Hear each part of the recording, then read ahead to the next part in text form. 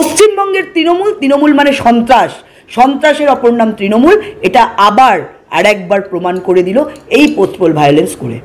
আগে যে কথা শুনেছে সেটার উপরেই মানুষ বিশ্বাস করে যে এই তৃণমূল চোর, আর চোর মানেই তৃণমূল। এগুলো কুণাল ঘোষের হুমকি কেউ এই ব্যাপারে কোনো গুরুত্ব দেয় না। কুণাল ঘোষ এমন কোনো ব্যক্তি নয় তার কথা শুনতে হবে, তার কথার গুরুত্ব দিতে হবে। উনি উনার মতো বলতেই পারে, রাজনীতি রাজনীতির মতো চলবে, আইন আইনের মতো চলবে। যদি এরম বলে, কোথাও যদি হয়, আমরা তার দিক থেকে, বিজেপির দিক থেকে আমরা ব্যবস্থা নিই। যে আমরা বিজেপি শুধু এককভাবে 240টা পেয়েছি, আমরা সরি গণ্যদের কথা বলছি না, ওনারা 29টা পেয়েছে। তা ওনারা 29টা পেয়ে দেশ চালাবে, ওনারা জিতে গেছে। আর আমরা 240টা বিজেপি একা পেয়ে আমরা হেরে গেছি। এই যদি অঙ্ক হয়, তা কুণাল ঘোষকে পাগল ছাড়া আর কি বলবেন? পাগলের কথা কেউ শোনে না, পাগলের উত্তর কেউ। পশ্চিমবঙ্গে শ্মশানের শান্তি বিরাজ করছে, সবাই জানে। সন্ত্রাসবাদীদের মুক্তাঞ্চল হচ্ছে এই পশ্চিমবঙ্গ। খুন, জখম, রাহাজানি, চুরি, রেপ, শিশু পাচার এমন কিছু নেই যেটা পশ্চিমবঙ্গে হয় না। তো স্বভাবতই তারা সাধু সন্ন্যাসী হয়ে আছেন না সন্ত্রাসবাদী হয়ে আছেন সেটা মানুষ জানে, এবং মানুষ নিজেদের সুরক্ষিত ফিল করে না এই পশ্চিমবঙ্গে। চোরের মায়ের বড় গলা। এতদিন ধরে বসে রয়েছে ছাত্ররা, এমন কোনো নিয়োগ নেই যেখানে দুর্নীতি নেই। প্রমাণ করুক, যদি কেউ প্রমাণ করে কোথাও দুর্নীতি হয়েছে। দেখুন, এত বড় জায়গা, এত বড় ভারতবর্ষ, এখনো পর্যন্ত কেউ কালি লাগাতে পারেনি। চোরের মায়ের বড় গলা। এখন তৃণমূল ভাবছে কি করে কালি লাগিয়ে নিজে বাঁচবে, কিন্তু ওনারা বাঁচতে পারবেন না, কারণ ওনারা চুরি করেছেন। শিক্ষামন্ত্রীর বান্ধবীর বাড়ি থেকে, ফ্ল্যাট থেকে কোটি কোটি টাকা উদ্ধার হয়েছে, মানুষ দেখেছে সেই টাকা। এই কুন্তল ঘোষ থেকে আরম্ভ করে এই যে 1 ডজন যে মন্ত্রীরা রয়েছেন, তারা সব জেলে, কেউ বেলে রয়েছে। মানুষ দেখেছে যে তারাই অন্যায় করার জন্যই তারা জেলে গেছে, তারা প্রমাণিত হচ্ছে ধীরে ধীরে।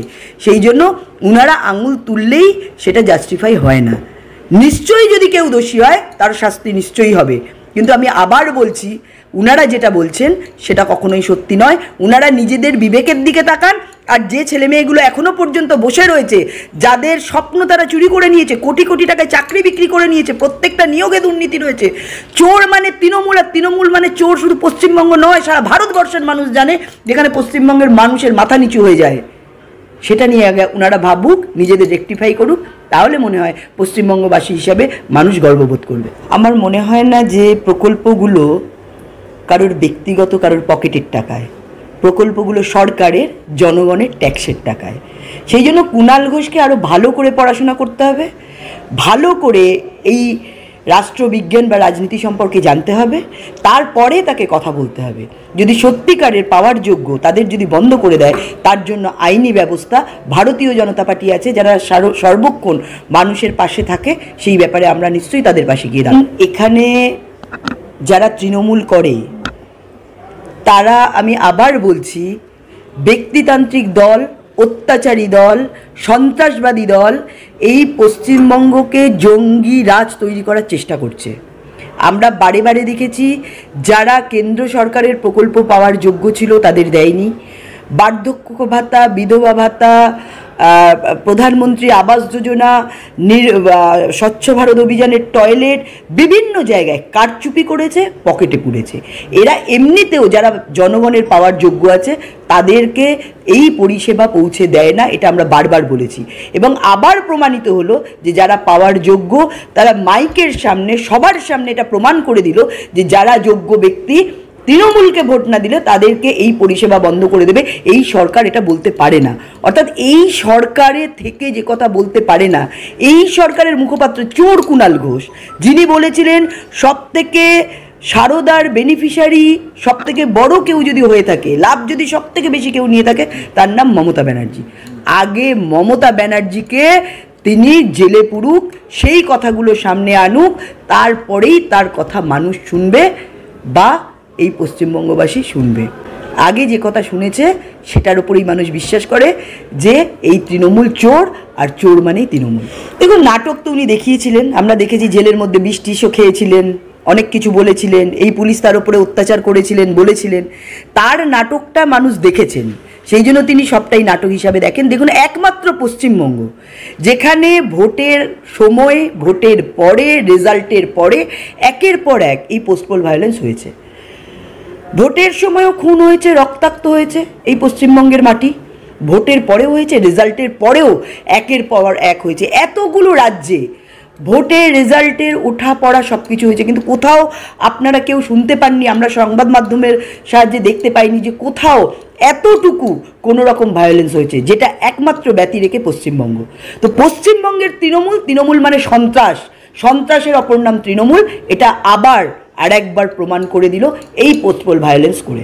দেখুন, সন্ত্রাস নিয়ে উনি বাংলার বিবেক, ঠিক কথাই বলেছেন, কারণ একমাত্র অভিজিৎ গাঙ্গুলি প্রথম থেকে যে কোর্টে গেলে খুব তাড়াতাড়ি বিচার পাওয়া যায়, যে বিচার পেয়েছে, বাংলার মানুষ তাকে দেখার জন্য, তার কথা শোনার জন্য, তার কাছে যাওয়ার জন্য তারা ব্যস্ত থাকে, উদ্বেলিত হয়ে থাকে। তো স্বভাবতই তিনি রাস্তা দেখিয়েছেন।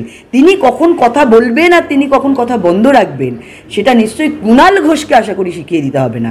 কোথায় বন্ধ রাখতে হবে পারলে উনি, কুণাল ঘোষ, জাস্টিসের কাছ থেকে, গঙ্গোপাধ্যায়ের কাছ থেকে শিখে নিক, তাহলে মনে হয় ওনার অনেকটা ভালো। দেখুন, এতদিন ধরে মানুষ দেখছে কতগুলো খুন হয়েছে, কত রক্তপাত হয়েছে, এই একদিনের মধ্যে 4 জায়গায় গুলি চলেছে, এখন প্রত্যেকটা মানুষের হাতে বেআইনি অস্ত্রের ভাণ্ডার রয়েছে, প্রত্যেক মানুষের হাতে অস্ত্র রয়েছে তৃণমূলের সন্ত্রাসবাদীদের হাতে, এবং পুলিশের রক্ষণাবেক্ষণে এরা রয়েছে, সন্ত্রাসবাদীদের আখড়া হয়েছে এই পশ্চিমবঙ্গ, মানুষ দেখছে। সেই জন্য আবার বলছি, ওই চোর তৃণমূল বা ওই কুণাল ঘোষ, চোর কুণাল ঘোষ কী বললেন এটা নিয়ে আমরা চিন্তিত নয়, চিন্তিত আমরা পশ্চিমবঙ্গবাসীদের নিয়ে, চিন্তিত আমরা যারা গণতন্ত্রকে এই ধরনের বিপথে চালিত করার বিপক্ষে, যারা চালিত করছে, যে সরকার তার বিপক্ষে যারা ভোট দিয়েছিল তাদেরকে বাঁচাবার জন্য যে টিম আসছে, আমরা তাদের সাথে মানুষের কাছে যাব এবং আমরা সঠিক ব্যবস্থা নেব। আগের বারেও যেরকম 2021-এ human rights commission, national human rights commission আসার পরে অন্তত যারা অত্যাচারিত হয়েছে তারা তাদের যে বিভিন্ন অনুযোগ, সেগুলো, সেই কমপ্লেনগুলো তারা থানায় করতে পেরেছে। তার আগে পর্যন্ত থানা কোনো কমপ্লেনই নেয়নি। যে বলছে না সবথেকে সেফেস্ট সিটি কলকাতা, কারণ কলকাতায় এইরকম ধরনের ঘটনা ঘটলে পুলিশ সেই কমপ্লেন নেয় না। তাহলে কমপ্লেন যদি না নেয় তাহলে আপনি কিসের ভিত্তিতে সেটা সেফেস্ট না, সেটা সেফেস্ট নয় কীভাবে বিচার করবেন আপনারা? কারণ এখানে পুলিশ কমপ্লেনই নেয় না কোনো দুর্ঘটনা হলে, কারণ তারা জানে কমপ্লেন মানেই সেখানে ঘটনা ঘটেছে, সেটা প্রমাণিত হবে। সেই জন্য কোনো কমপ্লেন পুলিশ নেয় না, এবং বিশেষত যারা বিরোধী করে তাদের পাশে পুলিশ দাঁড়ায় না, দাঁড়ায় সন্ত্রাসবাদীদের পাশে, দাঁড়ায় ধর্ষকদের পাশে, দাঁড়ায় যারা অত্যাচার করছে তাদের পাশে।